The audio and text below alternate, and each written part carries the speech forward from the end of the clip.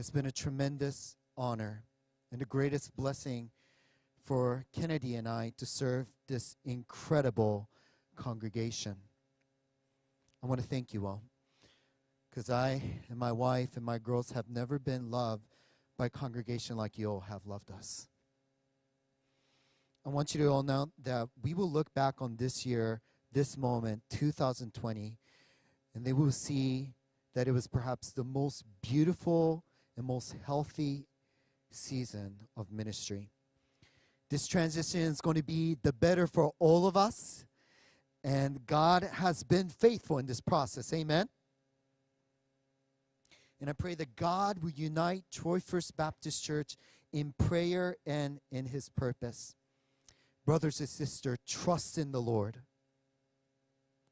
Trust in the Lord. Know Him. And we sincerely believe the best days are yet to come. I want you to know that we need to remember that there are still people in our community needs to be reached with the gospel.